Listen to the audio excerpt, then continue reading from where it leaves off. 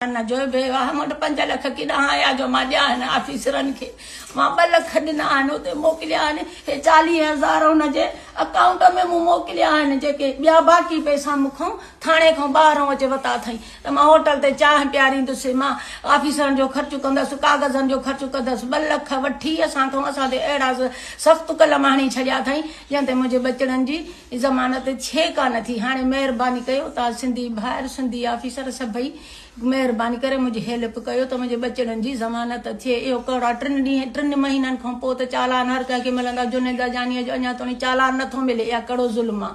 कहिड़ी हुकूमत इहा आहे जेका एतिरो असां सां ज़ुल्म कई बीठी आहे? तव्हां ॿुधाए त सही त असां हिन शइ जे करे तव्हां सां हेॾो ज़ुल्म कई वेठा आहियूं। त उहा हुकूमत कहिड़ी आहे?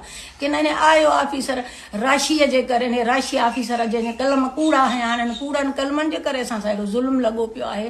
मुंहिंजा सिंधी बचा महिरबानी कयो असांजी हेल्प कयो। बचा सिंधी ऑफिसर सभिनी खे मुंहिंजी इहा अपील आहे त मुंहिंजे धीउ फ़हमीदा जो मूंखे इंसाफ़ खपे। मुंहिंजी बेडो हीअ धीउ खे 6 महीना न ज़ालिम आयो ऑफिसर छो जेल में विहारियो? छो मुंहिंजे ते रेवना जा FIR कटी अथई?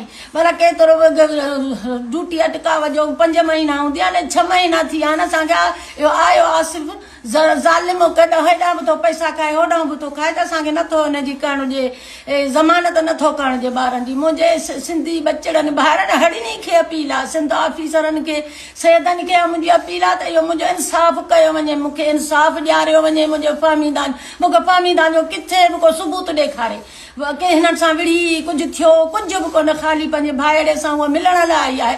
सिंध हुकूमत खे अपील आहे त मूंखे मुंहिंजे फ़हमीदान जो इंसाफ़ खपे। मूंखे इंसाफ़ ॾियारियो वञे। मुंहिंजी बेडो हीअ धीउ खे छो हिन विहारियो?